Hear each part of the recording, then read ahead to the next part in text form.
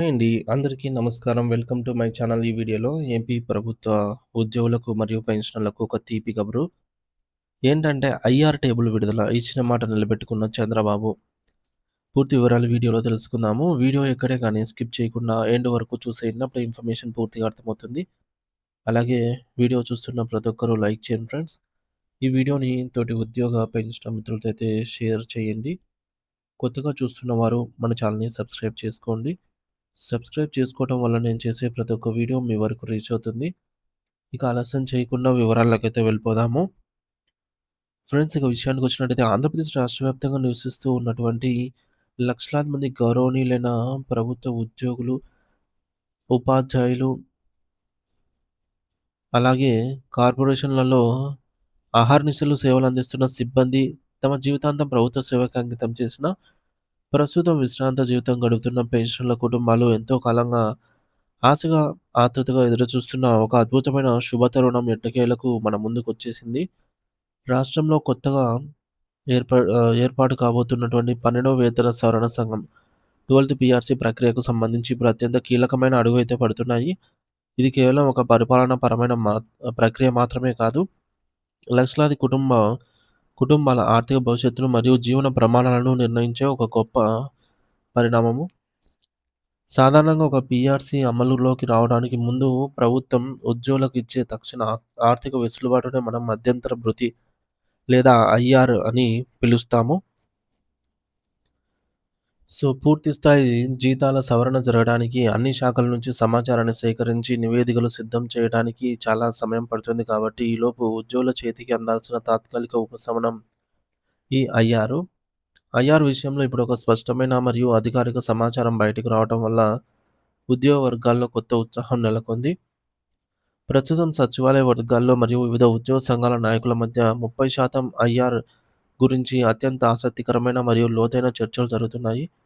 కేవలం మాటలు మాత్రమే కాకుండా సచివాలయ ఉన్నతాధికారుల విభాగం నుంచి ఐఆర్ అంచనాల లెక్కలకు సంబంధించి టేబుల్ మరియు పట్టికలు కూడా బయటకి రావడం అనేది ఇప్పుడు రాష్ట్ర వ్యాప్తంగా ఒక పెద్ద సంచలనంగా మారింది.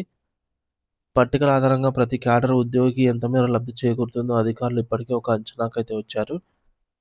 ప్రతి ప్రభుత్వ ఉద్యోగి మరియు పెన్షనర్ తమ ప్రస్తుత బేసిక్ పేపై ఎంత అదనపు ఆర్థిక లబ్ధి పొందుతారు అనే విషయంపై కూడా ఇప్పుడు అందరిలోనూ ఉత్కంఠత నెలకొంది. అసలు ఏ క్యాడర్ ఉద్యోగికి నెలవారీగా ఎంత సొమ్ము నేరుగా వారి బ్యాంకు ఖాతాల్లోకి చేరుతుంది అనే వివరాలను గణాంకాలతో సహా అధికారులు సిద్ధం చేశారు.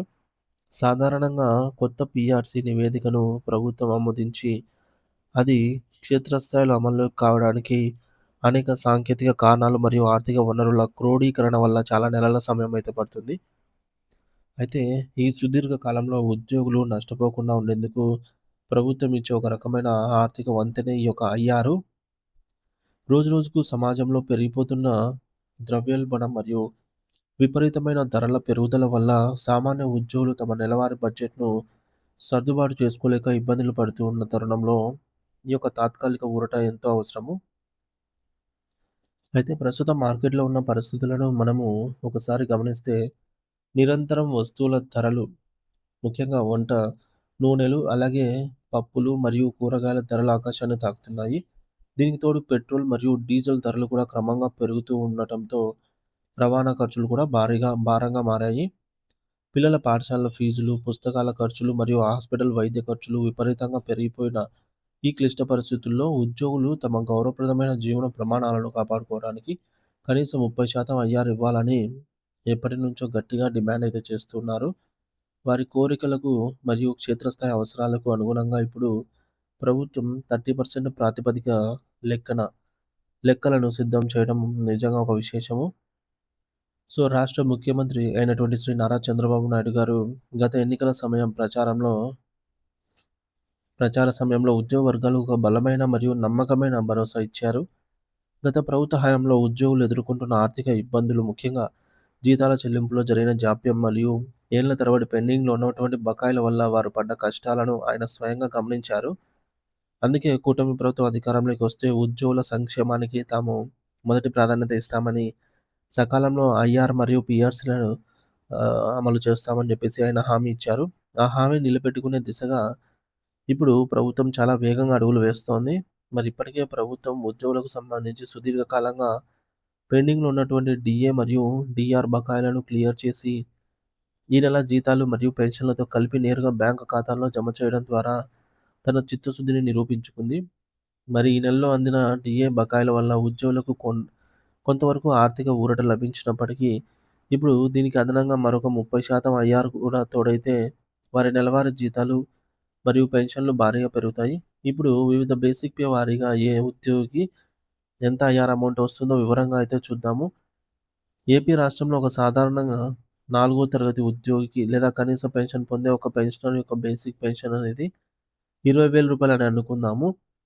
30% ఐఆర్ పెరుగుదల వల్ల వారికి నేరుగా రూ. 6,000 అదనంగా అయితే లభిస్తాయి. అంటే వారి నెలవారీ ఆదాయంలో ఒక్కసారిగా 6,000 పెరుగుదల అనేది కనిపిస్తుంది. ఐఆర్ అనేది బేసిక్ పేపై లెక్కించే అదనపు మొత్తం కాబట్టి ఇందులో ఎటువంటి కోతలు ఉండవు. ఈ లెక్కలన్నీ గమనిస్తుంటే ప్రభుత్వం 30% ఐఆర్ ప్రకటిస్తే అది అటు సర్వీస్‌లో ఉన్న ఉద్యోగులకు, ఇటు రిటైర్డ్ ఉద్యోగులకు ఒక పెద్ద ఆర్థిక పండుగలాగా అయితే ఉండే వార్త అనే చెప్పవచ్చు. సో, మొత్తం ఈ వ్యవహారానికి సంబంధించి ఈ నెలాఖరున జరగబోయే ఏపీ రాష్ట్ర కేబినెట్ మంత్రివర్గ సమావేశం అత్యంత కీలకం ఘట్టం కాబోతోంది. ఈ సమావేశంలో ముఖ్యమంత్రి గారు 30% ఐఆర్ ప్రాతిపదికన పై చర్చించి దానిపై అధికారికంగా ఆమోదముద్ర వేసే అవకాశం పుష్కలంగా ఉంది అని సచివాలయ వర్గాల ద్వారా తెలుస్తోంది. ప్రభుత్వం నుంచి అధికారిక జీవో విడుదలైన తర్వాత ఈ యొక్క ఐఆర్ తేదీ నుంచి అమల్లోకి వస్తుంది. మరియు పాత బకాయిలు ఏ విధంగా చెల్లిస్తారనే దానిపైన అంశంపై మరింత స్పష్టత వస్తుంది. ఏదేమైనా ముఖ్యమంత్రి గారు ఇచ్చిన మాట ప్రకారం ఉద్యోగులకు ఆర్థిక ఊరట కల్పించేలాగా ఈ సాహసోపేతమైన నిర్ణయాన్ని తీసుకోబోతూ ఉన్నారు. ఈ నెలాఖరులోగా ఈ తీపి కబురు అధికారికంగా వెలువడుతుందని అందరూ ఆశిస్తున్నారు. ఇది ఉద్యోగులందరికీ ఒక నిజమైన శుభవార్త అని చెప్పవచ్చు. సో ఫ్రెండ్స్, ముఖ్యాంశాలు చూసుకున్నట్లయితే ఆంధ్రప్రదేశ్ ప్రభుత్వం 12వ పీఆర్సీ ప్రక్రియను వేగవంతం చేస్తూ మధ్యంతర భృతి ఐఆర్ మంజూరుకు సిద్ధమైంది. సచివాలయ వర్గాల సమాచారం ప్రకారం 30% ఐఆర్ ఇవ్వడానికి కసరత్తు పూర్తయింది. కొత్త పీఆర్సీ అమలుకు సమయం పడుతుంది కాబట్టి ద్రవ్యోల్బణం నుంచి ఉపశమనం కలిగించేలాగా ఈ ఐఆర్ అనేది ఇస్తారు. బేసిక్ పేపై ఆధారంగా 30% అదనపు మొత్తం అనేది నేరుగా జీతాలలో ఉద్యోగులకైతే, పెన్షనర్లకైతే పెన్షన్‌లో కలుస్తుంది. ఉదాహరణకు 20,000 బేసిక్ పే ఉన్న వారికి రూ. 6,000 అదనంగా లబ్ధి చేకూరుతుంది. ఇప్పటికే పెండింగ్‌లో ఉన్నటువంటి డీఏ మరియు డీఆర్ బకాయిలను ప్రభుత్వం విడుదల చేయడం ఒక సానుకూల పరిణామము.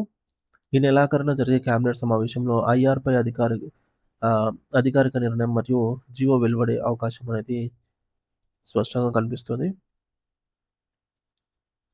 So thank you for watching this video.